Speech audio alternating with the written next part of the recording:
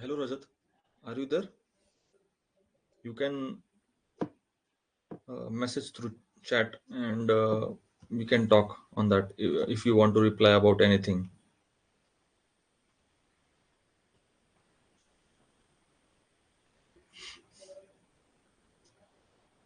Good evening, Rajat.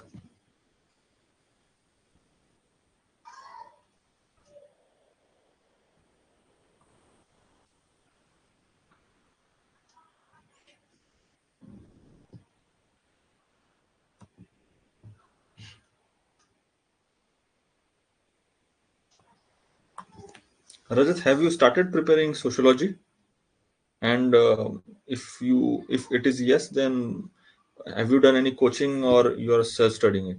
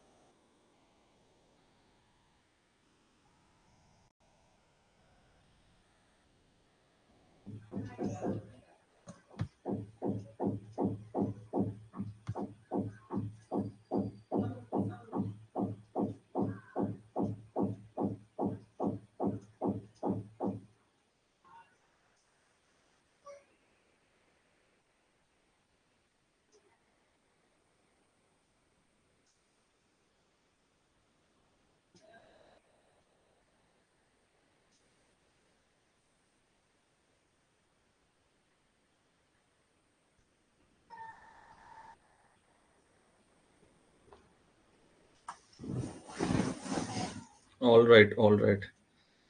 See, Rajat, I'll in the coming webinar I'll talk about कि कौन से sources use करने चाहिए. सी विकास रंजन आई हैव हिमसेल्फ मतलब उनसे मैंने काफी ये करा है कि उनसे आंसर राइटिंग सीखी मैंने. But I think his approach is कि वो आंसर राइटिंग में कुछ हद तक मतलब काम कर सकते हैं या काम हेल्प करते हैं. बट पूरी तरह से हम उन पे डिपेंड नहीं रह सकते क्योंकि जो कंटेंट वाला पार्ट है या बाकी भी चीजें है उसमें, तो वो सारी चीजें हम इम्प्रूव नहीं कर पाते. हमें खुद की मतलब जो आंसर राइटिंग के पॉइंट ऑफ व्यू से खुद ही डेवलपमेंट करनी पड़ती. कंटेंट तो बेटर करना ही पड़ता फ्रॉम डिफरेंट सोर्सेस, थिंकर्स और वो सारी चीजों की एप्लीकेशन.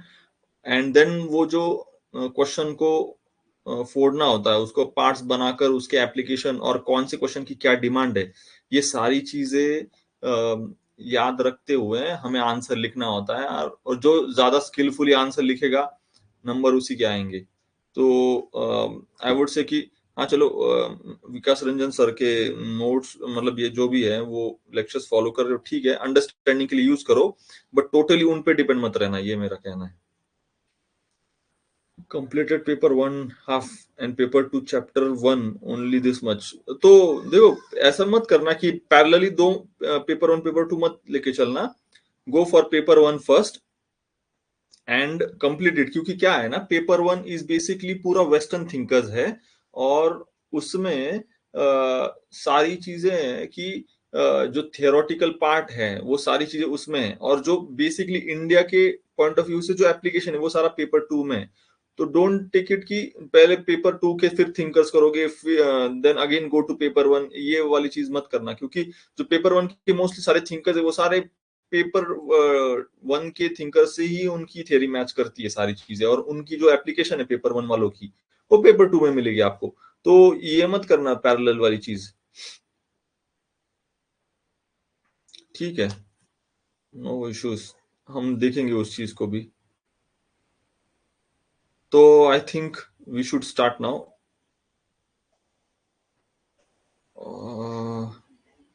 ओके, ओके, ठीक है. सो I'll introduce myself first. See, my name is Nikhil Pingle. I have done BTech and appeared for UPSC interview twice in 2019 and 2020. And I was with Vision IS, and before that I was with a Kerala institute called Amrit IS. उनके साथ था. फिर उसके बाद 2030 से मैं mentoring कर रहा हूँ स्टूडेंट्स को। And if you are regular follower of sociology, आपको पता होगा कि last to last year Animesh Pradhan करके थे ऑल इंडिया रैंक 2, तो उनके पेपर भी मैंने इवेल्युएट करे सारे, तो आई स्टिल हैव देम। और ऐसे काफी सारे गजल प्रीत करके हैं, ऐसे काफी सारे जो सोशियोलॉजी के टॉपर्स हैं उनके, क्योंकि मैक्सिमम ऐसा होता था कि जो भी सोशियोलॉजी का ये स्टूडेंट है तो वो सारे ही लोग विजन की टेस्ट सीरीज तो करते ही थे, तो इसीलिए उनके पेपर मेरे पास आना ही था। तो जनरली उनकी जो एनालिसिस है, उनकी वो सारी चीजें, तो हमारा खुद का एप्लीकेशन करके उसमें उनको ज्यादा से ज्यादा इनपुट्स देकर we have help them to score maximum marks. ठीक है। And currently in this mentorship institute I give following programmes. First is कि ये सोशियोलॉजी फाउंडेशन कोर्स है जो इंग्लिश, मतलब इंग्लिश हिंदी दोनों लैंग्वेजेस में चलेगा पैरेलली। और इसमें सारे हम कोर्सेज कवर करेंगे, I mean sorry not courses, papers cover करेंगे, paper 1 paper 2, almost 45 to 49 modules से लेकर वो सारी चीजें होंगी। उसमें आंसर राइटिंग प्रैक्टिस भी होगी और लास्टली टेस्ट सीरीज भी होंगी सोशियोलॉजी फाउंडेशन कोर्स में। उसके साथ साथ हम कॉम्प्रिहेंसिव मेंटरशिप भी चलाते हैं, जिसमें सेल्फ स्टडी वाले जो बंदे हैं, जो प्रोफेशनल वर्किंग प्रोफेशनल्स है या सेल्फ स्टडिंग एस्पिरेंट्स है, जिन्हें कोचिंग वोचिंग नहीं करी उन्होंने, तो उनको गाइडेंस देकर उनको उनको टाइम टेबल फॉलो कराते हैं और डे टू डे जो टारगेट्स है उनको वो अचीव करवाते हैं। तो ऐसे साल भर चलता है। तो वो कॉम्प्रिहेंसिव वाला, प्री एंड मेंस दोनों, एंड प्रीलिम्स वाला सिर्फ प्रीलिम्स के लिए, एंड सिंगल मेंटरशिप इज जिसको बस डाउट है तो और कुछ गाइडेंस लेना तो वो सिंगल मेंटरशिप ले सकता है। तो ऐसा है सारा। ठीक है, तो we'll start with sociology. Firstly we'll see कि सोशियोलॉजी जो था वो एक्चुअली ओरिजिन उसका इसलिए हुआ था कि कुछ चीजें सोसाइटी में ऐसे चेंज हुई थी, एंड सोशियोलॉजिस्ट या जो थिंकर्स थे उस जमाने के, उन्हें लगा कि ऐसा कोई सब्जेक्ट चाहिए जो कि इस सारे सोशल चेंज को और बदलती हुई चीजें जो सोसाइटी में है, क्राइम हो गया, स्लम्स हो गए, ये सारी चीजें को स्टडी करने के लिए कुछ तो साइंटिफिक मेथड और उसका साइंटिफिक साइंटिफिक सब्जेक्ट चाहिए हमें। ठीक है, तो इसलिए सोशियोलॉजी बना। तो बहुत इंटरेस्टिंग सब्जेक्ट है और आई होप कि तुम्हें भी मजा आएगा आगे पढ़ने में, क्योंकि डे टू डे लाइफ वाली सारी चीजें उसमें, कास्ट सिस्टम हो गया, मैरिज हो गया, वेडिंग, ये फैमिली सिस्टम हो गया, एंड जो भी upper class, middle class, lower class, ये सारी चीजें, तो मजा आता है पढ़ने में कि कैसा उसका एप्लीकेशन और रियल लाइफ में हम जो देखते हैं उसका एक्चुअली थियोरेटिकल चीज पढ़ने में, एंड देन वो ये करने में कि उसके पीछे साइंस क्या है, उस चीज का कॉजेस क्या है, उसके रीजंस क्या है, तो ये पढ़ने में जो मजा आता है वो एक अलग चीज होती है उसमें। मतलब I really actually I will tell my story. मैं 2015 में शुरू किया था, दिल्ली में गया, वाजीराम ज्वाइन करा था, and I had no idea about optional what which subject to take, और बीटेक वाला ले नहीं सकता था मैं। तो one of my friend who actually was a political science major, तो उन्होंने कहा कि मैं एक्चुअली एंथ्रोपोलॉजी लेकर, मतलब लेने गया था कोचिंग में, कि आई समवन टोल्ड मी कि बहुत स्कोरिंग है तो ट्राई दैट। तो मैंने मेरे दोस्त को सजेस्ट किया कि ऐसे ही करते हैं। तो he told that just read sociology की एनसीईआरटीज, तुम्हें अगर अच्छा लगा, मजा आया, तो फिर तुम सोशियोलॉजी ले लेना। एंड एक्चुअली मैंने सोशियोलॉजी की एनसीईआरटी रीड करी और बहुत मजा आया, अच्छा लगा मुझे कि पढ़ के, बहुत लाइट था फील, ऐसे हैवी फील नहीं हुआ मुझे। और तो मैंने सोशियोलॉजी ज्वाइन कर लिया कोचिंग, और उसमें मजा आने लगा मुझे। तो दैट वाज माय स्टोरी। सो हम पहले ये देखेंगे कि जो सोशियोलॉजी का सिलेबस है ना, वो काफी हद तक, मतलब one of the lowest, low quantity वाला सिलेबस है, और बहुत ही मतलब कम शब्दों में वो लिखा गया, और उसकी जो ब्रॉड फ्रेमवर्क है वो बहुत कम है। ऐसा नहीं कि एज कम्पेयर टू आप हिस्ट्री देखोगे, ज्योग्राफी देखोगे, इवन पॉलिटिकल साइंस भी थोड़ा बड़ा है एज कम्पेयर टू सोशियोलॉजी। बस इससे कम है तो वो है एंथ्रो का, बाकी तो मतलब सारे बड़े ही है। तो सोशियोलॉजी की वो एक इम्पोर्टेंस है। दूसरा इसकी वो एक सनराइजिंग वाला ऑप्शनल है फिलहाल। और यूपीएससी के अगर आप टॉपर्स या रैंकिंग्स देखोगे तो उसमें 3 ही ऑप्शनल सब्जेक्ट करंटली बहुत ऐसे फ्लरिश कर रहे हैं। एक है political science, second is sociology, and third is anthropology. तो इसीलिए सोशियोलॉजी की स्कोरिंग एंड उसका जो एक कह सकते हैं उसमें इनोवेशन लाने का और ज्यादा स्कोप है। तो इससे और ज्यादा नंबर भी आ रहे हैं। तो बिकॉज जो इवेल्युएटर्स है शायद यूपीएससी के, दे आर लविंग इट कि बच्चे इनोवेट कर रहे हैं और कुछ तो अच्छा लिख के ला रहे हैं उसमें। तो I think they are giving marks also, and we are seeing number of, ऐसा नहीं कि ज्योग्राफी हो गया या पबैड हो गया कि उनके कोई ये नहीं है toppers, but as compare to this subjects they are कम टॉपर्स है।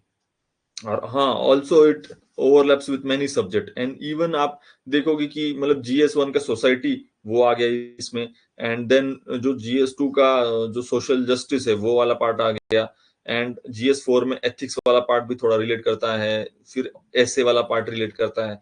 तो सोशियोलॉजी काफी जगह हमें देखने को मिलेगा इसमें। But I would also point, I would like two point कि जो GS वाला आंसर है ना, वो सोशियोलॉजी में लिख के मत आना, क्योंकि सोशियोलॉजी या ऑप्शनल की जो भी होती है ना, वो डेप्थ होती है, and general studies is wide.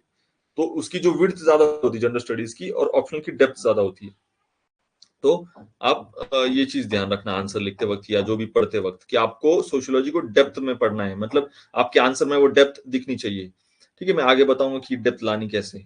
ठीक है, तो फर्स्ट थिंग इज कि आप सिलेबस की साइज देखोगे वो कम है, सब्जेक्ट मैटर जो है वो मतलब डे टू डे वाला है सारा, वेडिंग, मैरिज, फैमिली, ये कास्ट वास्ट सारी चीजें, और यूज केस भी वैसा है उसका कि आप इस चीज को GS में भी काफी जगह और ऐसे में भी इसके एप्लीकेशंस हो गए हैं, या फिर जो थिंकर्स हो गए वो आप एक दो तो कोट ही कर सकते हो ऐसे में, कोई इशू नहीं है। ऐसी सारी चीज इवन बाहर के भी आप मतलब even many of the toppers use Gandhi, Nehru, या जो ये हो गया ईश्वर चंद्र विद्यासागर हो गए, राजा राम मोहन रॉय, या ये तो they are kind of social reformers, but still sociology में उनका रिलेवेंस है। तो ये सारी यूज केसेस है ना, काफी एक फ्लेक्सिबल सब्जेक्ट है इस चीज का। ठीक है, और नाउ विल टॉक अबाउट कि इंपॉर्टेंस क्या है आंसर राइटिंग का। तो answer writing actually main basically UPSC ने उसे इंट्रोड्यूस इसीलिए करा है कि अगर आप ऑफिसर बनते हो तो आपको किसी कोई इशू हो गया आपके डिस्ट्रिक्ट में, तो आपको रिपोर्ट करना है। तो रिपोर्ट कैसा होना चाहिए कि यू इट शुड बी कि एक स्ट्रक्चर्ड वे में होना चाहिए, एक फ्लो होना चाहिए उसमें, एंड इवन एक मतलब हैंडराइटिंग की भी प्रैक्टिस होती है उसमें, क्योंकि कभी कभी रिटर्न रिपोर्ट्स होते हैं। थर्ड थिंग इज कि उसमें आप अगर कोई इशू बता रहे हो तो आप बस जस्ट ब्लफिंग नहीं कर रहे हो, या फिर कहते हैं ना कि बस बक बक नहीं करना है उसमें, पीछे कुछ तो सब्सटेंशिएट करना है उस चीज को विथ एग्जाम्पल या विथ एनी पर्टिकुलर डेटा। तो बिना डेटा के अगर आप बात करोगे कहीं पर भी, इन नॉर्मल आर्ग्यूमेंट्स और in government, in UPSC interview also, अगर आपके पास डेटा नहीं है या फैक्ट्स नहीं है पर्टिकुलर, तो आपका जो बात करने का मतलब ही नहीं बनेगा, मतलब आप सामने वाला उस चीज को रेलेवेंट ही नहीं मानेगा कि वजन है कि नहीं। ठीक है, फोर्थ थिंग इज की आपकी, हाँ आई टॉक अबाउट कि ब्रेनस्टॉर्म कैसे कर सकते हैं उसको। ठीक है, एंड देन कि आपको यहाँ पर आंसर में आपके या फिर आपके रिपोर्ट में आपको क्लैरिटी दिखनी चाहिए कि आपका जो मतलब जो भी रिपोर्ट या जो भी इशू आपने भेजा है, क्या उसमें सटीक तरीके से टू द पॉइंट चीजें दिख के आ रही कि नहीं। ऐसा तो नहीं ना आपकी वो around the Bush, beating around the Bush वाली बात हो गई कि बस बाकी सारी बक बक कर ली, बट मेन इशू को रिपोर्ट नहीं करा आपने, लिखा ही नहीं। सेम आंसर में भी ऐसा हो सकता है। तो इस इन सारी चीजों को आपको ध्यान रखना है।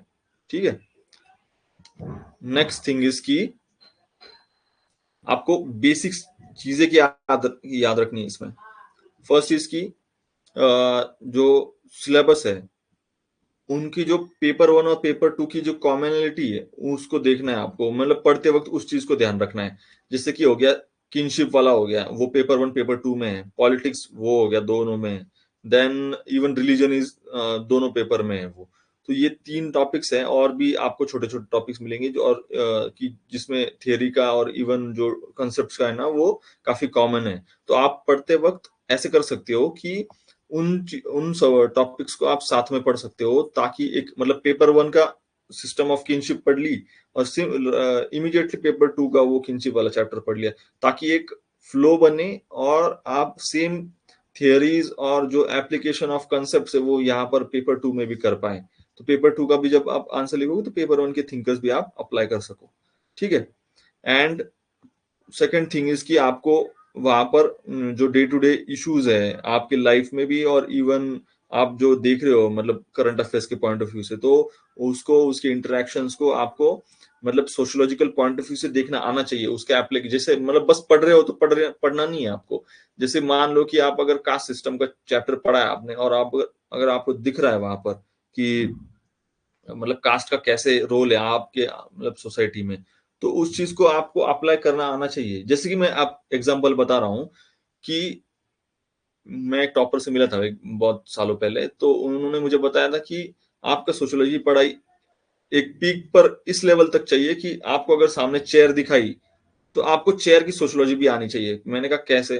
तो उन्होंने कहा कि चेयर की सोशियोलॉजी क्या हो सकती है, मतलब चेयर की अगर आपने ऐसा देखा कि मार्क्सिस्ट पॉइंट ऑफ व्यू से देखा, तो उसको ऐसा है कि अगर वो लकड़ी की चेयर है तो प्लोरिटेरिएट की, अगर वो ज्यादा मतलब प्लास्टिक या उस कुशन वाली चेयर है तो वो बुर्जुआ की चेयर है। ये हो गया। दूसरी चीज ये हो गई कि एलिटिस्ट वाला पॉइंट ऑफ व्यू आएगा कि अगर आपने सोशियोलॉजी सॉरी चेयर जो है वो उसको हमेशा एक पावर की स्टेटस की नजरों से देखा गया है। मान लीजिए कि प्राइम मिनिस्टर की चेयर है तो हर कोई बंदा वो प्राइम मिनिस्टर की चेयर पाना चाहता है, वो कुर्सी पाना चाहता है। इवन आप कलेक्टर बनने चाह रहे हो तो आप भी कुर्सी पाना चाह रहे हो, तो वो कुर्सी की एक स्टेटस है। समझ आ रही चीज है? तो वो जो ये इस टाइप का आपको सोशियोलॉजी ऑफ एप्लीकेशन करना आना चाहिए किसी भी चीज को लेकर। तब आपका जो मतलब देखो कैसा होता है ना, एक तो स्टैटिक पार्ट होता है पूरे पेपर्स में, पेपर 1 पेपर 2 में, और बाकी चीजों में एप्लीकेशन होता है। मतलब मान लीजिए कि 50-50% के आसपास आपको स्टैटिक एंड एप्लीकेशन बेस्ड आएगा। तो वो जो एप्लीकेशन बेस्ड ये इस टाइप तरीके का आपको एप्लीकेशन करना आना चाहिए। अगर आप कुर्सी का या फिर बैग का अगर सोशियोलॉजी एनालिसिस कर सको तो आप किसी भी चीज का कर सकोगे। फिर ये एप्लीकेशन तो ये आदत बन जाती ब्रेन को कि मार्क्सिज्म कैसे अप्लाई करना है, स्ट्रक्चरल फंक्शनिज्म कैसे अप्लाई करना है, या फिर एक्शन थेरिस्ट कैसे अप्लाई करनी है, फेमिनिज्म कैसे अप्लाई करना है, न्यू मार्क्सिस्ट कैसे करना है, पोस्ट स्ट्रक्चरलिस्ट कैसे करना है। तो ये सारी चीजें ठीक है। तो बेसिकली मैं अब इसमें और आपको थिंकर्स, उनके पर्सपेक्टिव और थियरीज ये करना है। आगे हम इस पे और डिटेल में करेंगे। तो बेसिकली मैं सोर्सेस की बात करूंगा कि जो सोर्सेस होते हैं वो इंग्लिश के लिए हम बेसिकली स्टार्ट, अगर आप पूरे के पूरे बिगनर हो तो आप एनसीईआरटी से शुरुआत करो, then go to Nitin Sangwan. Because ऐसी कोई सोर्स नहीं करंटली जो पेपर 1 पेपर 2 सारे तरीकों से कवर कर सके, और एक अबव एवरेज या एवरेज के लेवल का नोट जो है वो नितिन सांगवान मुझे लगता है। अब देखो उसमें कुछ कुछ टॉपिक्स है मिडिल क्लास, मतलब ऐसे बीच में पेपर 2 में जो कि एक हाई लेवल तक हम नहीं मान सकते उनको अच्छे से कवर किया गया, बट अगर एवरेज मान लिया सभी चीजों का तो उन्होंने ठीक ठाक से कवर कर रखा है। कुछ कुछ टॉपिक्स थोड़े बिलो एवरेज है बट ठीक है। I would also name them. अगर कोई उसमें अगर वो नहीं पढ़ना है तो कि कहाँ से पढ़ना है वो चीज। सेकंड थिंग, अगर वो नितिन सांगवान में ढंग का नहीं दिया गया है तो आप स्लीपी क्लासेस के नोट्स है या फिर वीडियोज है उनके, तो वो अंडरस्टैंडिंग के लिए आप वो भी पढ़ सकते हो। ठीक है। तो ऐसे ये करना है। एंड देन हिंदी तो नहीं हो आप, अगर हिंदी होता तो फिर एनसीईआरटी और एस एस पांडे के नोट्स है तो वो रेफर कर सकते हो। इसके बाद आप जब भी आपका ये पोर्शन खत्म हो जाए सारा सिलेबस, देन आप टेस्ट सीरीज ज्वाइन करिए विजन आईएएस के पास या लेवल अप आईएएस के पास, दोनों में से जो आपको ठीक लगे। ठीक है। तो we will go to next slide. तो अब सबसे ज्यादा सोशियोलॉजी पढ़ते वक्त ध्यान किसका रखना है? देखिए आपके आंसर में आपको क्या क्या चीजें होनी चाहिए उसमें। एक तो थिंकर का नाम होना चाहिए उसमें। ठीक है। देन थिंकर का पर्सपेक्टिव क्या है। अगर आपने ये लिखा कि मार्क्स है, या फिर आपने इमाइल दरखम लिखा और उसमें लिखा ही नहीं कि वो स्ट्रक्चरल फंक्शनलिज्म करता है या उनका पर्सपेक्टिव स्ट्रक्चरल फंक्शनलिज्म है, तो देन समथिंग इज मिसिंग। वो वहां पर वो समझ आएगा कि यार इसने सुपरफिशियल नॉलेज है इसका और ज्यादा डीप में नहीं पढ़ा है इसने। ठीक है। पर्सपेक्टिव अगर नहीं होगा थिंकर का। थर्ड थिंग इज की आपकी सॉरी जो थिंकर है उनकी मेथोडोलॉजी क्या है।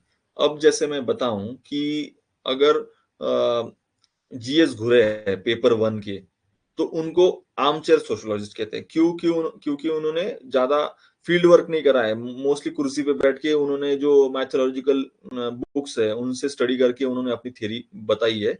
और उनका मोस्टली ये है कि उन्हें ये करते वो, मतलब उन्होंने कुछ सर्वे करे हैं, तो सोशल सर्वेस का उनका एक मेथोडोलॉजी है। सेकंड थिंग कि वो आर्म चेयर सोशलॉजिस्ट है, बुक व्यू है, तो book view is type of a methodology. तो और arm chair, sorry, social survey is a methodology. तो उनकी मेथोडोलॉजी क्या है, वो अब ड्यूमोंट हो गया, लुई ड्यूमोंट, तो उनका आइडियोलॉजिस्ट बोलते हैं, क्योंकि वो कास्ट सिस्टम में आइडियोलॉजी ढूंढते हैं। वो इंडियन सोसाइटी की आइडियोलॉजी क्या है, अमेरिकन सोसाइटी की आइडियोलॉजी क्या है, इस पे बात करते हैं वो सारा। वैसे ही ये जो है इमाइल दरखाम हो गया, तो उन्होंने हो गया, उन्होंने पार्टिसिपेंट ऑब्जर्वेशन मेथड अप्लाई करी थी मेथोडोलॉजी के लिए, रिसर्च करने के लिए। और ऐसे ही तो हर एक सोशलोइस्ट की अपनी अपनी एक मेथोडोलॉजी होती है। और उन्होंने जो कोई थियोरी या कंसेप्ट उन्होंने प्रपोज करा है, तो उस थियोरी को रिसर्च करते वक्त जो भी मेथोडोलॉजी अपनाई है उन्होंने, वो हमें उस आंसर में लिखना आना चाहिए। ठीक है, तो this is the third thing. Fourth इसकी थियरी। थियरी मतलब वही, अगर मार्क्स है तो उसमें हिस्टोरिकल मटेरियलिज्म और जो भी सिलेबस में सारी चीजें है, तो उन पे हमें बात करनी है। और इसमें ध्यान रखना कि आंसर लिखते वक्त सिर्फ आपको ये 4 या 5 जो पेपर वन की थिंक है, सिर्फ उन पे डिपेंड नहीं रहना है।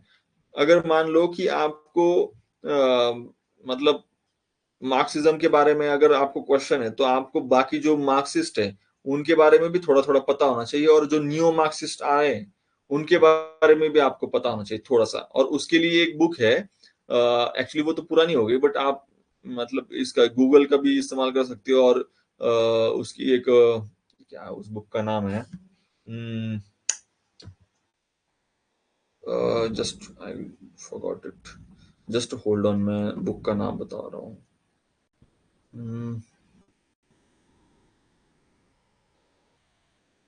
रिडजर, रिडजर, सॉरी। हाँ, तो उस बुक का नाम है रिडजर। ठीक है, तो आ, हाँ, राइट राइट, रिडजर। तो रिडजर में जो मतलब हिस्टोरिकल सारे सोशोलॉजिस्ट है उनका नाम है, उनकी थियरीज है। और भी कुछ कुछ थोड़े थोड़े सोशोलॉजिस्ट का है, बट जो नए नए हैं उसमें एंथनी गिडन्स हो गया, या फिर इंडिया वाले जो कुछ हो गए नए नए, या फिर पोस्ट स्ट्रक्चरलिस्ट हो गए, जैकिस डेरिडा हो गया, और भी है, फोकॉल्ट है। तो इन सबका जो थियरीज या नाम है वो कम ही है उसमें, रिडजर में। तो आपको थोड़ा गूगल की हेल्प लेनी पड़ेगी। और भी मैं, मेरा खुद का जो करंट सोशियोलॉजी का टेलीग्राम वाला चैनल है, इवन यूट्यूब चैनल है, उस पे मैं जो करंट सोशियोलॉजिकल इश्यूज है उनको मतलब उनका application in terms of western and Indian thinkers भी ये मैं बताता रहता हूँ। तो आप उस पर भी जाके देख सकते हो।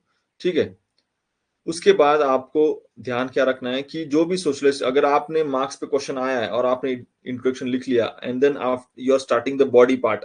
और बॉडी पार्ट में अगर आपने मतलब मान लो कि हिस्टोरिकल ये है, क्या कहते हैं, हिस्टोरिकल पार्ट, हिस्टोरिकल मटेरियलिज्म लिखा है उसने। तो हिस्टोरिकल मटेरियलिज्म की थियरी देनी है, तो हिस्टोरिकल मटेरियलिज्म कौन से बुक में था उनके, तो उस बुक का नाम आना चाहिए, और बुक कौन से साल में लिखी गई है तो ये आना चाहिए। ठीक है, देन उसके बाद उन सारे थिंकर्स का आपको, या फिर कोई भी कंसेप्ट या थियरीज है उनका आपको क्रिटिसिज्म पता होना चाहिए। ठीक है, अगर क्रिटिसिज्म नहीं पता है तो कहीं ना कहीं वो जो एनालिसिस है आपका, या सोशियोलॉजिकल पॉइंट ऑफ व्यू, वो कहीं ना कहीं कमी है उसमें, वो पूरा बैलेंस तरीके से नहीं है। क्योंकि ये साइंस है, और साइंस इसी तरीके से चलता है कि एक साइड से एक्शन है, दूसरे साइड से अपोजिट रिएक्शन है उसकी।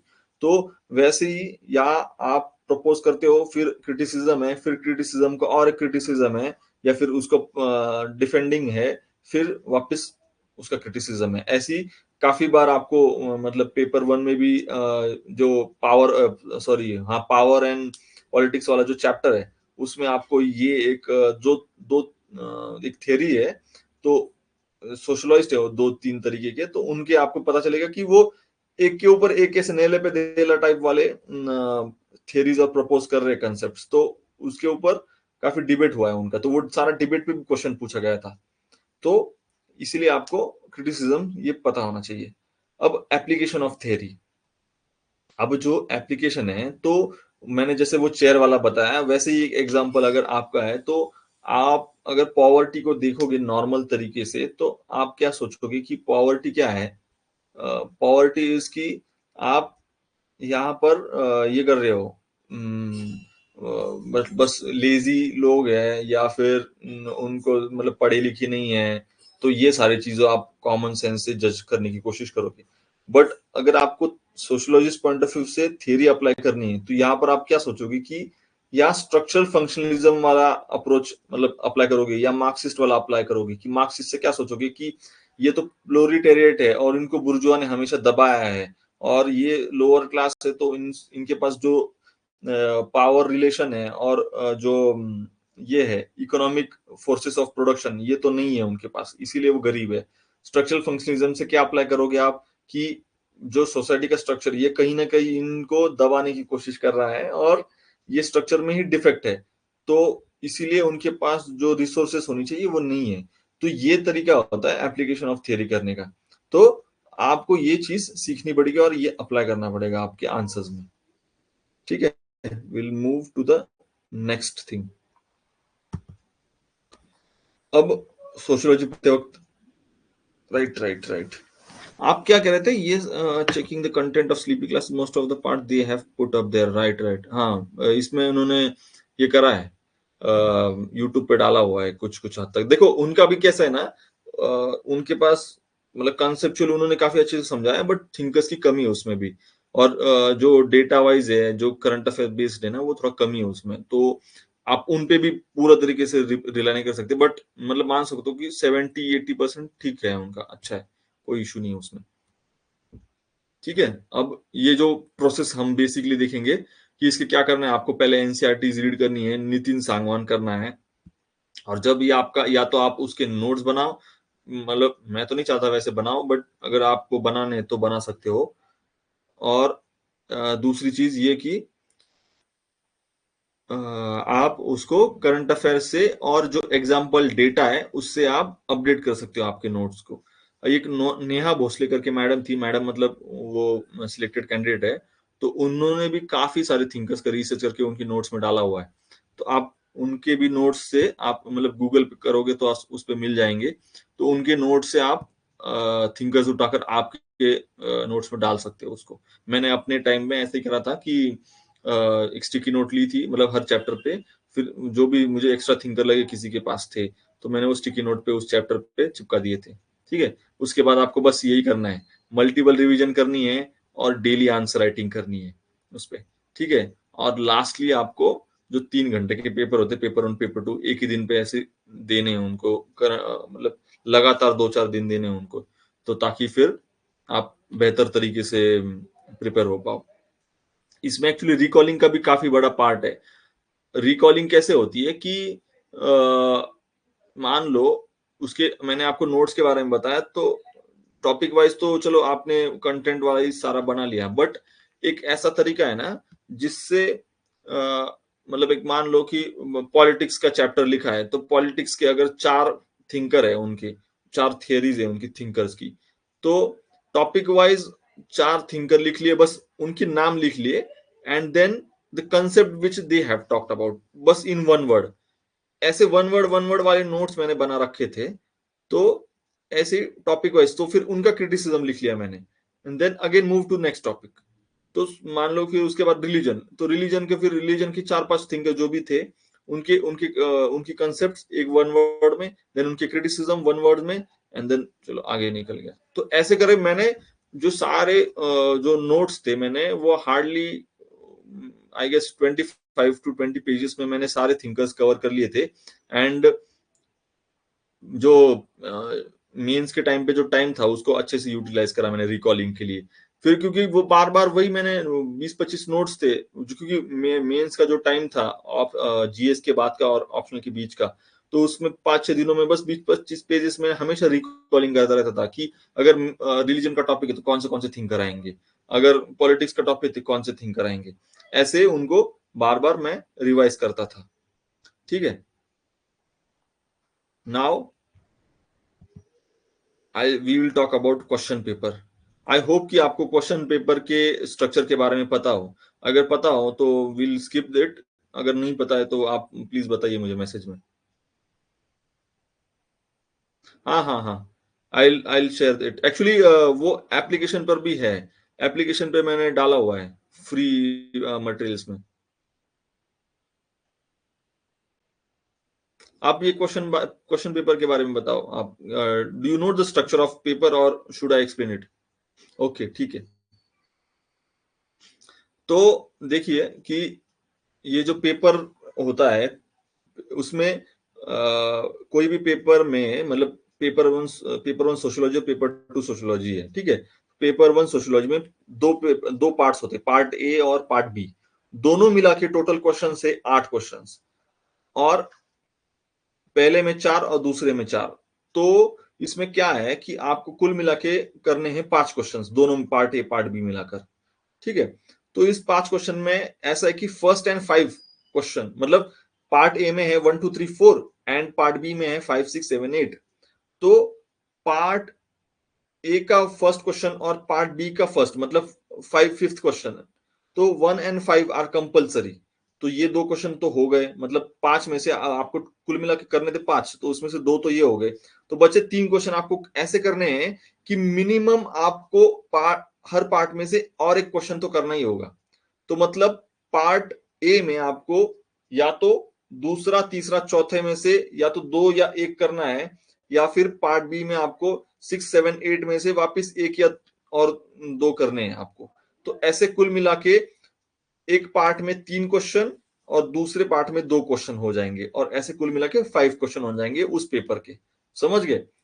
सेम रिपीट आपको जो पेपर 2 होगा सोशियोलॉजी का, सेम वही पैटर्न होगा। आई होप समझ गए आप कि आपको सिलेक्शन कैसे करना है उस चीज का, मतलब पैटर्न कैसा होता है उस चीज का, ठीक है। तो इसमें जो और ये जो फर्स्ट और 5th क्वेश्चन है ये कंपल्सरी क्वेश्चन है, और इसका जो फॉर्मेट ये ऐसा होता है कि ये 10-10 मार्क्स के क्वेश्चन होते हैं। 5 क्वेश्चन होते हैं 10-10 मार्क्स के, तो 50 मार्क्स ये हो गए। और जो सेकंड थर्ड फोर्थ और 6th 7th 8th ये क्वेश्चन जो होते हैं वो तीन तीन सब क्वेश्चन होते हैं उसमें, 20-20 10 ऐसे होता है उसमें। मतलब सेकंड क्वेश्चन में 20 मार्कर एक और एक 10 मार्कर, ऐसे 3 क्वेश्चन होते हैं। समझ गए आप? उसके बाद ये पैटर्न आपको, ये मतलब ये स्ट्रक्चर होता है पेपर का। अब यूपीएससी क्या करती है मोस्टली, जो ये कंपल्सरी क्वेश्चंस है उसमें क्वेश्चन 1 और क्वेश्चन 5 में कुछ, अब ये तो कंपल्सरी, तो आपके पास ऑप्शन है नहीं कि आप उसको स्किप करें। आपको मैं समझा नहीं sir, for 20 marker once more, मैं अच्छा मतलब समझा नहीं आपको कैसे है उसका स्ट्रक्चर। देखो आई विल एक्सप्लेन अगेन कि सेकंड थर्ड फोर्थ क्वेश्चन जो होगा वो अब आपको यहां पर दिख रहा होगा कि ये जो सेकंड क्वेश्चन है,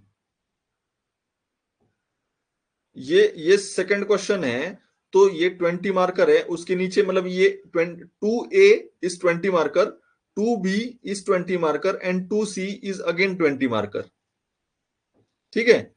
but 1A to 1E are 10 markers.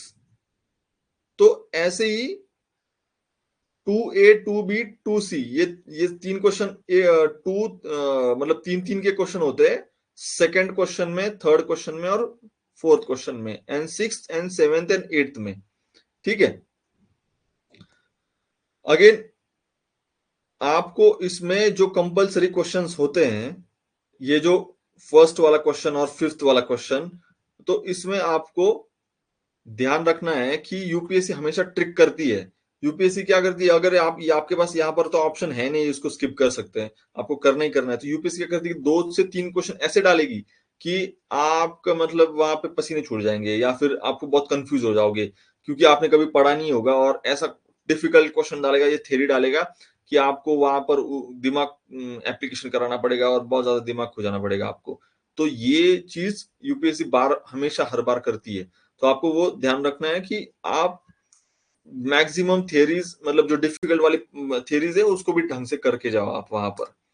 And कोई ऐसा ना हो कि आपको वहां पर उसके बारे में कंटेंट ही ना हो। मतलब देखो 10 मार्क है तो हार्डली आपको 2 पेजेस लिखने हैं, तो आप कम से कम उस पर 2 पेज का कंटेंट आपके पास होना चाहिए। अब मैं आपको इधर एग्जाम्पल दिखाऊंगा। अगर दिख रहा आपको, स्क्रीन पर दिख रहा है question 1A to 1E? Please tell me yes or no.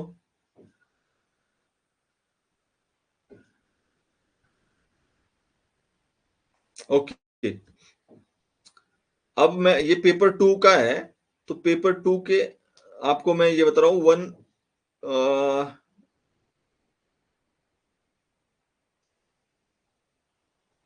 हाँ, ये जो 1D वाला क्वेश्चन है ना, are tradition and modernity antithetical to each other, ये थोड़ा सा मतलब थिंकर वाइज लिखने में थोड़ा सा इशू है इसमें। और ये जो सी वाला क्वेश्चन है, analyse the difference between attributional and interactional approach in studying the caste system. अब आप सोशियोलॉजी का मतलब जो भी नोट्स पढ़ोगे उसमें एट्रीब्यूशनल और इंटरेक्शनल अप्रोच से सेपरेटली कुछ दिया नहीं है, ये आपको वहां पर जाके उसको एक्सट्रैक्ट करना है पढ़ते वक्त। अब जिसने अच्छा खासा पढ़ा है उसको वो ध्यान से समझ आ जाएगा, बट जिसने नहीं पढ़ा है वहां पर उसको शायद इतना इजीली नहीं समझेगा उसको। ठीक है, तो ये ऐसे कुछ क्वेश्चंस होते हैं उसमें कि जो इमीडिएटली आपको नहीं आ पाते, आपको वहां पर ये करना पड़ता है, उसको थोड़ा सा अप्लाई करना पड़ता है दिमाग वहां पर। देन सेकंड, ये क्वेश्चन सिलेक्शन की मैंने बात करी, और देखो अब ये क्वेश्चन सिलेक्शन आपको मेजरली क्या करने हैं, second third fourth six seventh eighth में आपको क्वेश्चन सिलेक्शन की मतलब नौबत आती है।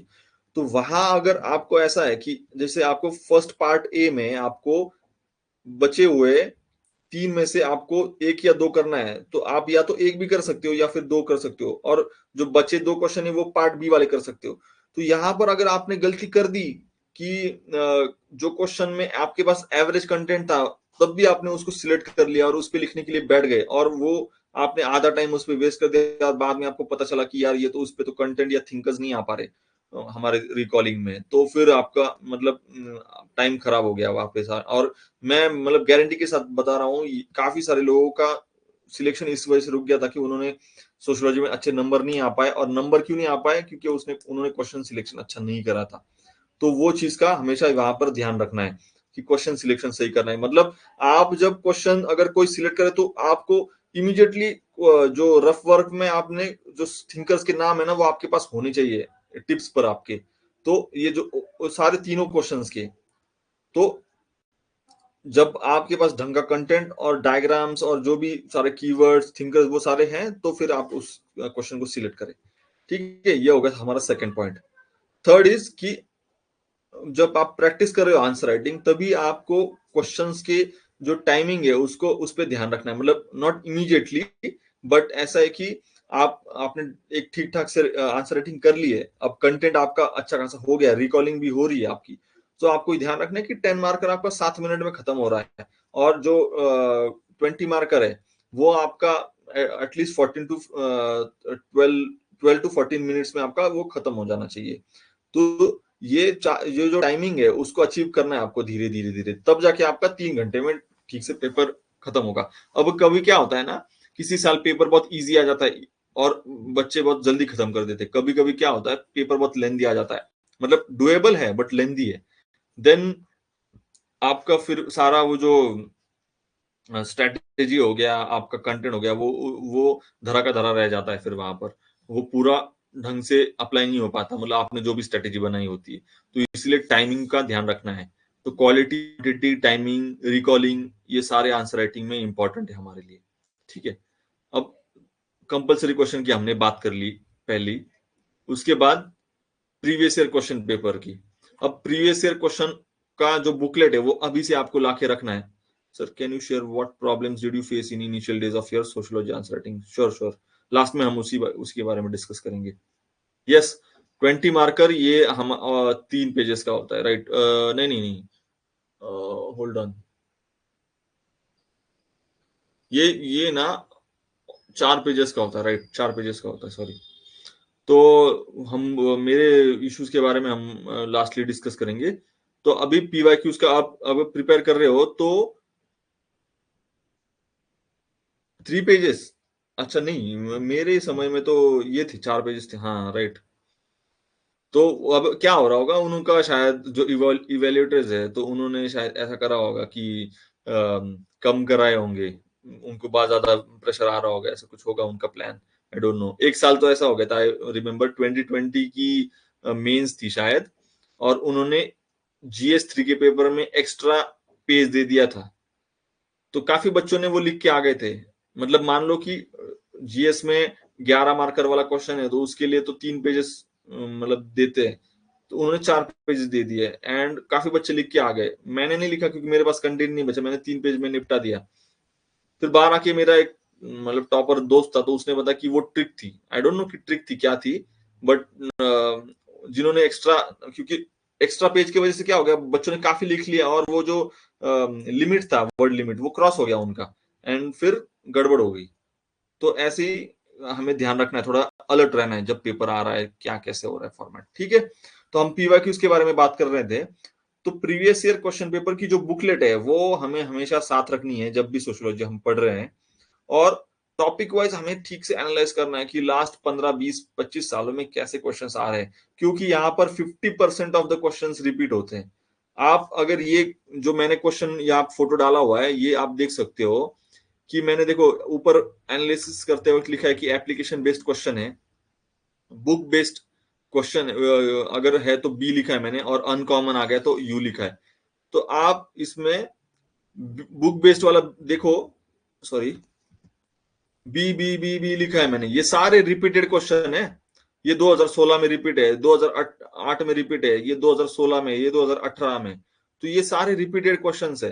तो आपको इसलिए उस पर ध्यान रखना है, ये बी बी बी बी हो रहा है सारा उसमें। तो 50% of the questions get repeated, so definitely previous year question पे, और खास करके पेपर वन में तो मतलब आप आंख बंद करके आप कह सकते हो कि 80 to 90% are question get repeated, because they don't have quota ना, मतलब उनके वजह से क्वेश्चन थोड़ी ना बना है। वो क्या करते हैं, सेम कंसेप्ट को एक नया ड्रेसिंग करके, नया एक करके प्रेजेंट कर देते हैं। मतलब क्वेश्चन का जो स्ट्रक्चर है वो चेंज कर देंगे, उल्टा कर देंगे पूछने के तरीका, बट पूछना है वही है उनको, या फिर वर्डिंग चेंज कर देंगे कुछ, ये ऐसा कुछ कर देंगे। तो उस चीज का ध्यान रखना है। ठीक है, तो प्रीवियस ईयर क्वेश्चन पेपर, मतलब आपने अगर टेस्ट सीरीज भी ज्वाइन नहीं करी तो भी चलेगा, आप सिर्फ प्रीवियस ईयर क्वेश्चन पेपर, अगर वो टॉपिक हो गया है तो उसके प्रीवियस ईयर क्वेश्चन पेपर लिखो और उसको चेक करवाओ। आपका वहीं पर मतलब आधे से ज्यादा आपकी पढ़ाई हो जाएगी आपकी, मतलब 90% of answer writing and sociology is finished when you right your previous year questions. ठीक है, और यहाँ पर आप और एक चीज ध्यान रखना कि पार्ट ए और पार्ट बी में जो है वो सिलेबस के हिसाब से ही क्वेश्चंस आते जा रहे हैं यहाँ पर। तो आप ये नहीं एक्सपेक्ट कर सकते कि पार्ट ए में आपको second half of the syllabus from paper 2, अब ये पेपर 2 की बात कर रहा हूं मैं यहाँ पर क्योंकि ये पेपर 2 का इमेज है। तो पेपर 2, तो पार्ट ए में फर्स्ट क्वेश्चन में पार्ट ए के कोई भी क्वेश्चन में आपको second half of the syllabus जो है पेपर 2 का, उसका कोई भी क्वेश्चन नहीं पूछा जाएगा यहाँ पर। तो आप ये भी चीज नोट करिए कि मतलब you should be alert during that time. ऐसा तो होता नहीं कभी, तो यू कैन एक्सपेक्ट कि सारे पेपर, तो आप जब भी रिकॉलिंग करोगे तो आप सिर्फ first half of the syllabus उसको दिमाग में रखते हुए आपको रिकॉलिंग करनी है। This is very trivial thing, but I want to highlight it because काफी बार हम रिकॉलिंग करते वक्त भी पूरा सिलेबस एक साथ दिमाग में आ जाता है, तो आपको मतलब उसको कंपार्टमेंटलाइज करने के लिए मैं हेल्प करा रहा हूँ, बता रहा हूँ आपको कैसे करना है उसको। ठीक है, उसके बाद आंसर राइटिंग वाली चीज। अब आंसर राइटिंग का कैसे होता है, तो पहली बात हमने क्वेश्चन सिलेक्शन की कर ली कि क्वेश्चन सिलेक्शन कैसे करना है। ठीक है, सेकंड चीज कि क्वेश्चन की जो डायरेक्टिव्स है, तो वो चीज उसको ध्यान रखना है। अब डायरेक्टिव्स के एक बुक पीडीएफ भी आती है कि जिसमें दिया होता है कि क्रिटिकल एनालाइज क्या होता है, एनालाइज क्या होता है, डिस्कस क्या होता है। तो अगर आप इन शब्दों को आप समझोगे नहीं तो आप उस ढंग का आंसर नहीं लिख पाओगे, क्योंकि क्या है, वही अब मान लो कि critic historical give the explain critic explain, नहीं नहीं एक्सप्लेन नहीं आएगा, मार्क्स सेड बुर्जुआ एक्सप्लॉइट प्लोरिटेरिएट। ठीक है, ऐसा स्टेटमेंट है, और आगे लिखा है क्रिटिकल एनालाइज। ठीक है, तो ये एक टाइप का क्वेश्चन हो गया। एंड से marks says that बुर्जुआ exploit proletariat, discuss. तो सेम स्टेटमेंट पर डायरेक्टिव्स अलग, उसका क्वेश्चन का जो सॉरी आंसर का जो लिखने का तरीका है वो स्लाइटली चेंज हो जाएगा, क्योंकि वहां क्वेश्चन की डिमांड अलग है। आप क्रिटिकल एनालाइज में आप उस जो थियरी है, मतलब जो मार्क्स ने जो कहा है उसको आप क्रिटिकली आप उसको चेक कर रहे हो, आप उसको क्रिटिसिज्म के तरीके से देखकर आप उसको गलत ठहराने के लिए आप कोशिश कर रहे हो, और मतलब जो भी सही है उसमें सही प्रेजेंट कर रहे हो, और मैक्सिमम आप गलत तरीके से उसको चेकिंग कर रहे हो, मतलब क्रिटिकल पॉइंट ऑफ व्यू से चेकिंग कर रहे हो आप उसकी। एंड डिस्कस वाले पॉइंट ऑफ व्यू में बस आप चीजें प्रेजेंट कर रहे हो, पॉजिटिव नेगेटिव जो भी है चीजें वहां पर आप प्रेजेंट कर रहे हो। तो ये जो चीजें डायरेक्टिव्स, आपको डायरेक्टिव्स लिखने आना चाहिए वहां पर, सॉरी आपको डायरेक्टिव्स पढ़ने आना चाहिए उस वहां पर कि कौन सा डायरेक्टिव क्या है। ठीक है। इंट्रोडक्शन, अब सोशियोलॉजी की इंट्रोडक्शन बहुत सिंपल है। मुझे ये विकास रंजन सर ने बताया था, मैं एक्चुअली मैं बहुत खुद ये करता था। इंट्रोडक्शन और कंफ्यूजन में मुझे बहुत ज्यादा दिक्कत होती थी कि पूरा बॉडी का मुझे कंटेंट याद आ गया, बट इंट्रोडक्शन और कंफ्यूजन में मतलब रिकॉल ही नहीं होता क्या लिखना है वहां पर। तो मैंने 2-3 तरीके मैंने खुद बनाए थे, और एक तो मुझे रंजन सर ने बताया था। एक इंपॉर्टेंट जो था वो की डेफिनेशन आप याद करो। अगर मान लो क्वेश्चन इज आस्किंग अबाउट कि सेंट्रल थीम उसकी जो है वो हिस्टोरिकल मटेरियलिज्म पे, तो हिस्टोरिकल मटेरियलिज्म की जो डेफिनेशन है वो आपको पता होनी चाहिए, तो वो वहां पर डेफिनेशन डायरेक्ट इंट्रो में लिख लो। अगर क्वेश्चन इस पे कि वेबर की ब्यूरोक्रेसी वाली थ्योरी उस पे, तो ब्यूरोक्रेसी की डेफिनेशन आपको पता होनी चाहिए, और वो भी वेबर वाली, भले एकदम डिट्टो नहीं, बट एक मेजोरिटी ऑफ वर्ड्स उसके वहां पर आने चाहिए आपके इसमें। ठीक है। तो डेफिनेशन वहां से स्टार्ट हो सकती है। अगर क्वेश्चन ऐसा है कि क्वेश्चन थिंकर के बारे में पूछ रहा है, मतलब थिंकर के रिलेटेड क्वेश्चन है कुछ, तो आप थिंकर के कुछ ऐसा कर सकते हो कि उन्होंने उस उनका कंटेक्स्ट वहां पर लिख सकते हो कि उन्होंने क्या क्या काम करे हैं। तो ये वहां पर मतलब कंटेक्स्ट सेट करने की कोशिश कर सकते हो इंट्रोडक्शन में। ये हो गया। और अगर कभी कभी ऐसा होता है कि पेपर 2 में क्वेश्चंस इस तरीके से आते हैं कि जनरल स्टडीज वाले टाइप के क्वेश्चंस आते हैं कि जैसे कि आप second half of the paper 2 का सिलेबस देखोगे, वहां पर पॉपुलेशन इस तरीके की क्वेश्चन से सिलेबस है। एजिंग हो गया, पॉपुलेशन हो गया, सेक्स रेशियो हो गया। Even they had ask in 2020 about जो लेबर कोड्स आए थे उस समय में, 4 लेबर कोड्स, तो उनके बारे में उन्होंने पूछा था। जीएस टाइप का क्वेश्चन था, तो वो सोशियोलॉजी में पूछ लिया। अब लकीली मैंने वो लेबर कोड्स ढंग से पढ़े हुए थे उस टाइम पे मेंस के लिए, तो उस पे उन्होंने क्वेश्चन पूछ लिया।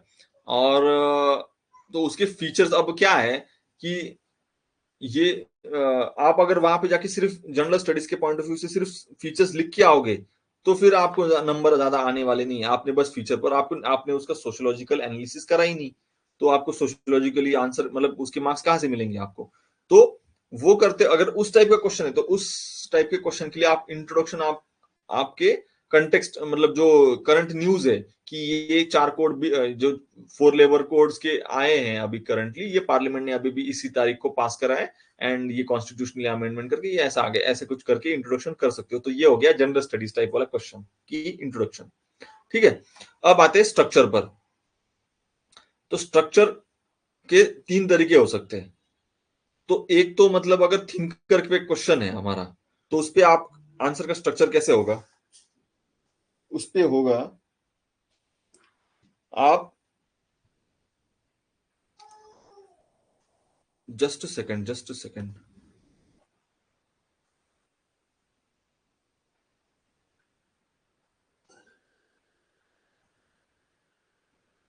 हाँ, तो आप उस पे क्या कर सकते हो कि इंट्रोडक्शन लिख लिया आपने, फिर आपने उस थिंकर की बुक जो है वो आपने उसको मेंशन कर लिया, बुक का साल भी मेंशन कर लिया। उसके बाद उस थिंकर की जो मेथोडोलॉजी है वो आपने लिख ली वहां पर, वो कौन सी मेथोडोलॉजी, पार्टिसिपेंट ऑब्जर्वेशन या वो स्ट्रक्चरलिस्ट फंक्शनलिस्ट था या और क्या था, वो लिख लिया आपने। उसके बाद उसका पर्सपेक्टिव क्या, उस पर्सपेक्टिव की मतलब उसकी जो थियरी है आपने उसको एक्सप्लेन कर लिया, जिसका actually main theme of the question जो है हिस्टोरिकल मटेरियलिज्म हो गया या ब्यूरोक्रेसी हो गया, तो उसका ब्यूरोक्रेसी का जो भी फीचर्स जो भी है कंटेंट है उसका मेन, वो आपने वहां पे लिख लिया। ये हो गया।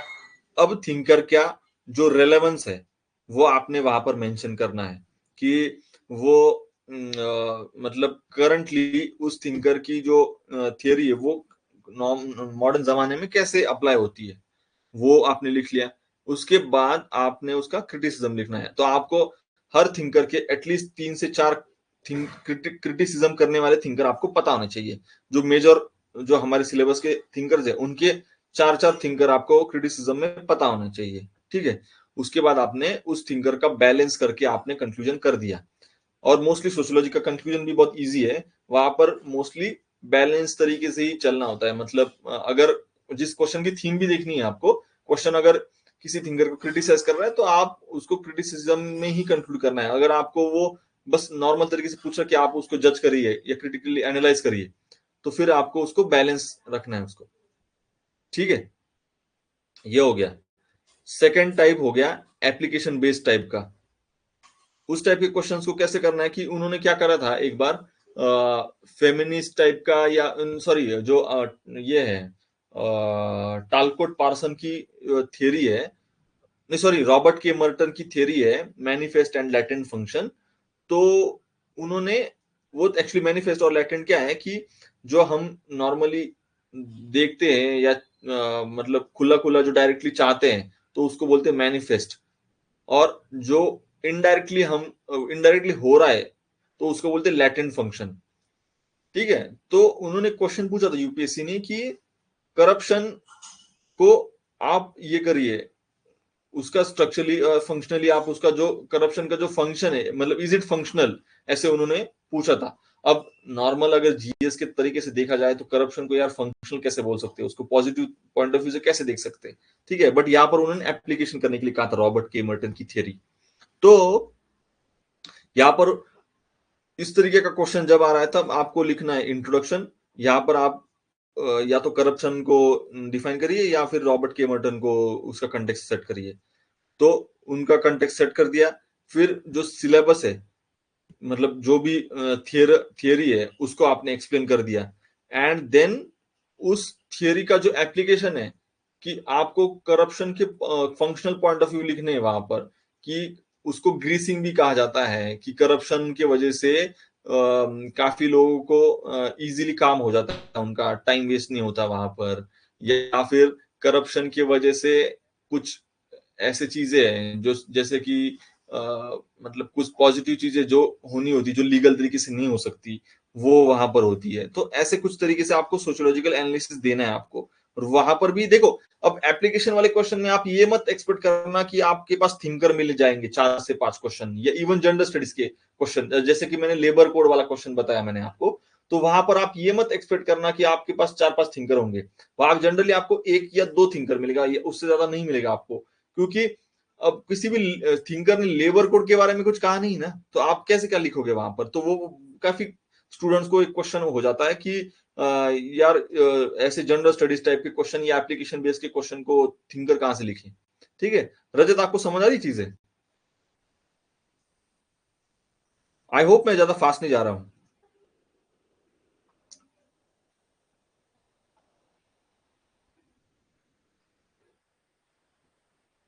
नहीं, तो उस समय में क्या करना है कि जनरल स्टडीज के पॉइंट ऑफ व्यू से, मतलब आप सोशियोलॉजिकल एनालिसिस करना है। तो मैं आपको बता रहा हूँ कैसे करना है उसको। तो मान लो कि लेबर कोड पे क्वेश्चन लिखा है, आई मीन आया है, तो उसको आपको क्या करना है, पूरा सिलेबस दिमाग में लाना है आपको।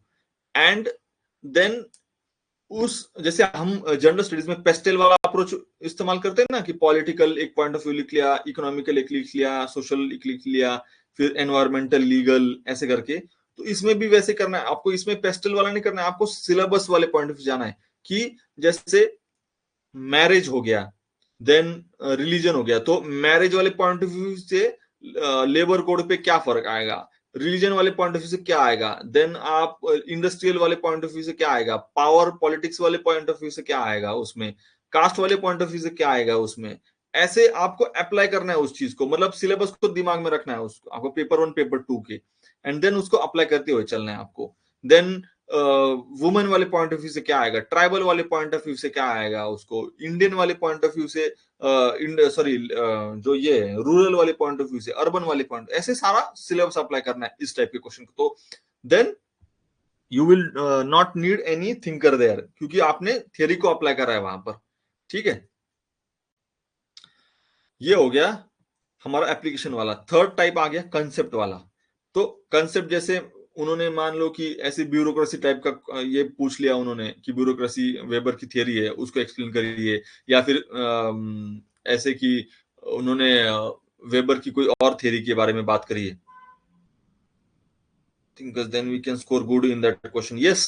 अब बट मुझे एक बात बताओ, लेबर कोड के लिए आप कौन से थिंकर लिखोगे वहां पर? वो भी एक बहुत बड़ा इशू है ना कि उसके लिए मतलब रेयरली आप मार्क्सिस्ट कुछ तक हद तक लिखोगे, न्यू मार्क्सिस्ट कुछ लिख सकते हो, बट एग्जैक्टली लेबर कोड का जो भी प्रोविजन है वो वहां पर वो उस चीज रेलिवेंट चाहिए वहां पर, वो जो थियरी है उस थिंकर की, तो उस लेबर कोड के प्रोविजन के लिए अप्लाई होनी चाहिए। ऐसे नहीं कि आप जबरदस्ती उसको मैच करा रहे हो या घुसेड़ रहे हो बीच में, तो वो चीज नहीं करनी है वहां पे। जबरदस्ती कोई भी थिंकर डालना नहीं है वहां पर। अगर अगर वो फिट हो रहा है ठीक से, फ्लेक्सिबली, तो ही वहां पर वो अप्लाई करना है। समझ गए? जबरदस्ती कोई भी थिंकर नहीं डालना कि अगर मिल नहीं रहा तो देन कुछ भी डाल रहे हो आपको मार्क्सिज्म, मतलब मार्क्स ने ऐसा कुछ कहा भी नहीं तब भी आप बोल रहे हो कि मार्क्स ने लेबर कोड के बारे में कहा था। तो ये चीज नहीं होनी चाहिए वहां पर। नहीं, ये वही तो मैं कह रहा हूँ ना कि सोशियोलॉजिकल एनालिसिस के लिए अगर जनरल स्टडीज का क्वेश्चन, अब इवन सोशल यूपीएससी को भी पता है ना कि भाई उन्होंने ऐसे जनरल स्टडीज का जो करंट अफेयर वाला टॉपिक है उस पे थोड़ी ना थिंकर के बारे में मतलब थियरी मिलेगी आपको। आपने तो वहां पर एनालिसिस ही करनी है, सोशियोलॉजिकल एनालिसिस। और एनालिसिस किस तरीके से अप्लाई करके, जो मैंने पहले बताया, सिलेबस को ध्यान में रखते हुए हर सिलेबस के टॉपिक को वहां पर मैच करना है, तो इजीली मार्क्स मिल जाते हैं। और इट इज प्रूवन थियरी, मतलब प्रूवन वे है वो। ऐसे नहीं कि मैं आपको कुछ पहली बार बता रहा हूँ, ये काफी लोगों ने अप्लाई करा है। आप इवन टॉपर्स के आंसर शीट भी देखोगे ना, तो वहां पे भी सेम अप्रोच मिलेगा आपको। हाँ हाँ हाँ बिल्कुल, सोशियोलॉजिकल पॉइंट ऑफ व्यू होना चाहिए, मतलब बिना उसके तो होगा ही नहीं कुछ। इट इज बेसिकली वही करना है आपको। ठीक है, उसके बाद कंसेप्ट वाला मैंने बता दिया। अगर ब्यूरोक्रेसी वाला, मतलब ब्यूरोक्रेसी वेबर के ब्यूरोक्रेसी के बारे में पूछ रहे हैं, तो ब्यूरोक्रेसी की डिफाइन करोगे, उसको एक्सप्लेन करोगे क्या थ्योरी है, उसके फीचर्स क्या है ब्यूरोक्रेसी के। देन उसके बारे में अगर तीन चार थिंकर पता है तो वो आप बताओगे। एंड देन उस ब्यूरोक्रेटिक थ्योरी का आप एप्लीकेशन बताओगे, उसका करंट रेलेवेंस क्या है वो बताओगे, उसको क्रिटिसाइज करोगे एंड कंक्लूड करोगे। तो ये होगा कंसेप्ट वाले क्वेश्चन का आंसर, उसका स्ट्रक्चर। अब आते हैं मसाले के बारे में। अब हमने अब तक बात करी है वो सारी ऐसी कि हम केक कैसे बनाएंगे या सब्जी कैसे बनाएंगे, बट हम अभी ये बात करेंगे मसाला क्या डालना है उसमें ऊपर से, या फिर केक के ऊपर चेरी कैसे डालेंगे। क्योंकि आप एवरेज मार्क्स केक से लाओगे या सब्जी से लाओगे, बट आपको अगर एक्स्ट्रा ऑर्डिनरी मार्क्स लाने हैं तो आपको वहां पर यही चाहिए होगा, चेरी ऑन द केक वाला, मतलब चेरी चाहिए होगी या मसाला चाहिए होगा, जो भी है। तो यहां पर हमारी चेरी या मसाला क्या है, तो दैट इज आर कीवर्ड्स।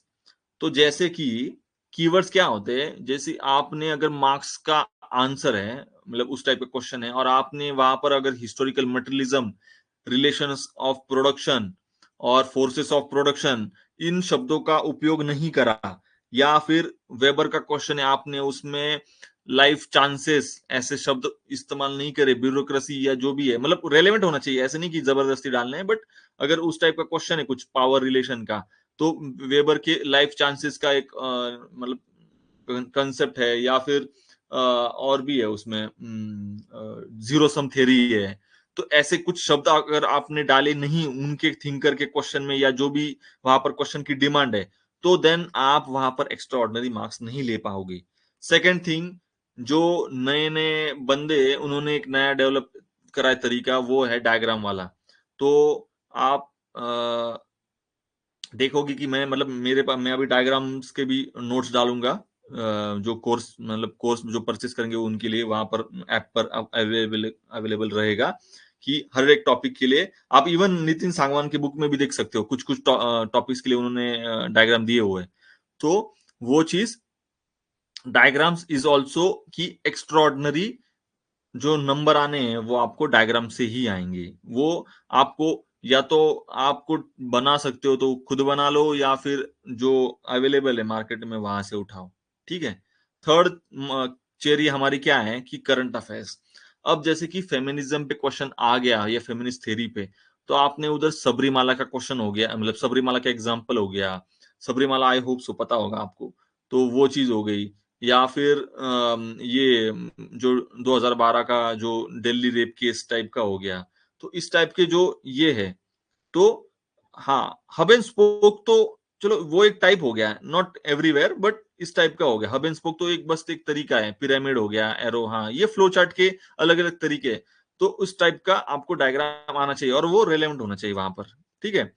तो ऐसे तरीकों से, और करंट अफेयर्स हमारा तीसरा चेरी है, जिसमें आपको अगर लेबर कोड के बारे में बात कर रहे हो तो आप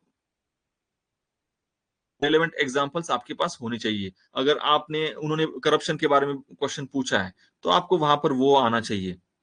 ठीक है। और लास्ट हमारी ये है, क्या I want to ask for current affairs how to prepare notes for that. See you don't need to prepare anything. I am posting current affairs of sociology, I mean sociological analysis of current affairs on YouTube and even on my Telegram channel. You can directly like you can make short note of it कि एक topic लिख लिया, जो भी topic है, and then उसकी thinker की जो थ्योरी वो वन वर्ड में, वन लाइन में वो लिख ली। ऐसे अगर वो टॉपिक करप्शन के लिए या फिर पावर के रिलेटेड, पॉलिटिक्स के रिलेटेड है, तो आपने उस पॉलिटिक्स के चैप्टर में उस स्टिकी नोट को चिपका दिया। ऐसे करके आप उस पर लिख सकते हो। खुद से ज्यादा मतलब गूगल से भी आप कर सकते हो, बट एफर्ट ज्यादा डालने की ये नहीं। अगर मैं कर रहा हूं तो आप क्यों ही कर रहे हो। अगर मेरे अलावा भी आपके पास कोई पर्टिकुलर टॉपिक है, अगर आपको करना है, तो आप गूगल से आप कर सकते हो उसको। ठीक है। उसके बाद fourth cherry on the top क्या है कि हमें थिंकर्स को रीअप्लाई करना है। पेपर वन की थिंकर आप पेपर टू में भी इस्तेमाल कर सकते हो, बट ओवरडू नहीं करना है, लिमिटेड तरीके से करना है। ठीक है। तो ये हो गया हमारा चेरी ऑन द टॉप और लास्ट का मसाला। ठीक है। तो हमने आंसर राइटिंग की ढंग से बात कर ली है। उसके बाद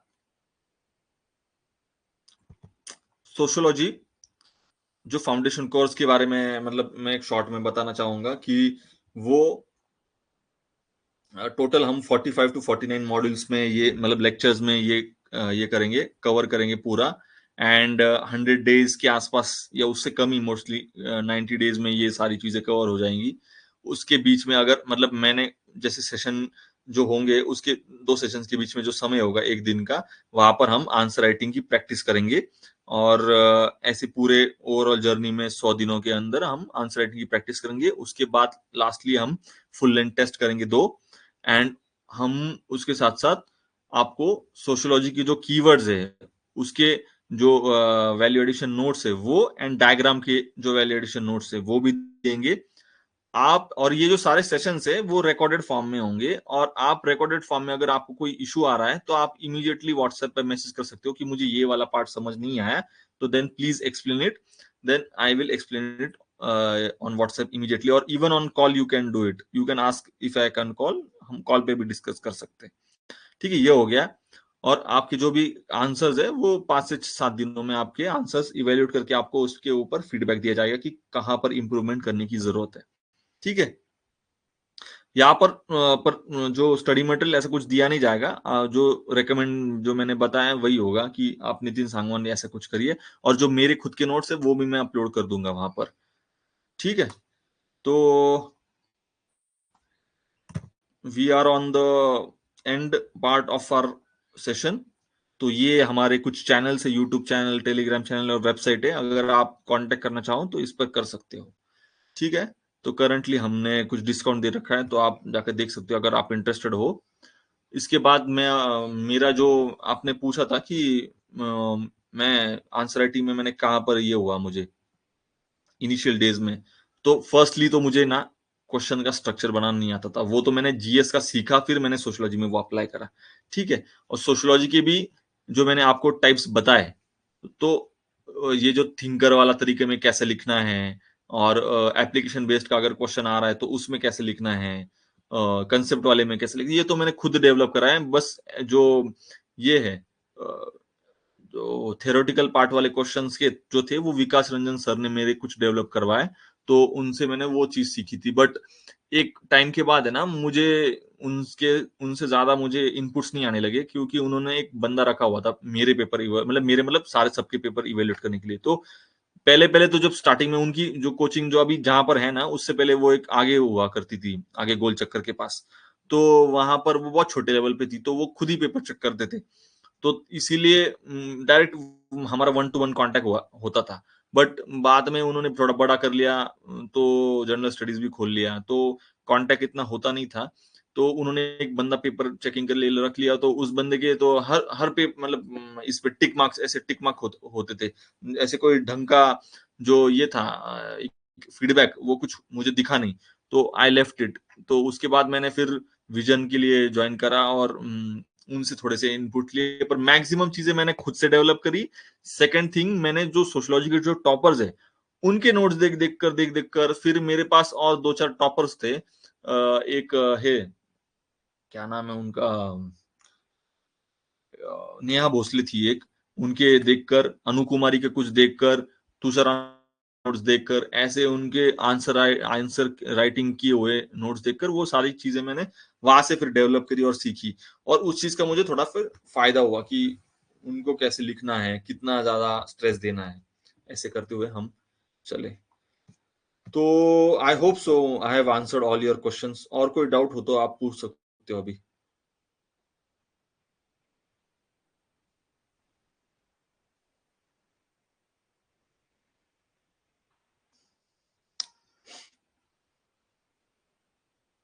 रजत, आई होप सो आपको सारी चीज समझ आई, which I bought from Telegram. I am lacking in some who guides me in that part. Do you have any program for that? नहीं, मैं ऐसे सिलेक्टिव तो नहीं है ऐसा कुछ भाई। सारी चीजें मतलब वहाँ पे सारे सेशंस होंगे, ऐसा कोई पर्टिकुलर टॉपिक के लिए ऐसा तो कुछ है नहीं हम मेरे पास अभी currently.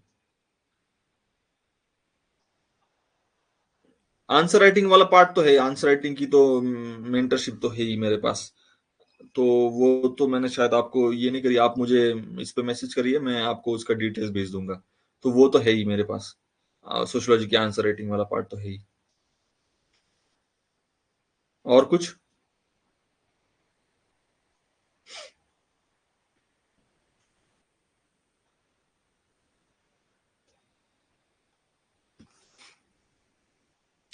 Okay then, will wrap up this session. Thank you for joining. Thanks a lot. चलो बाय।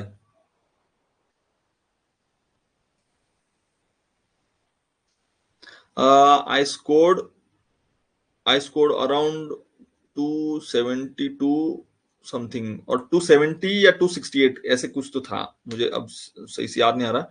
268 या समथिंग था कुछ, 270 की या 268 के आसपास ही था, मुझे याद नहीं आ रहा एग्जैक्टली। ठीक है,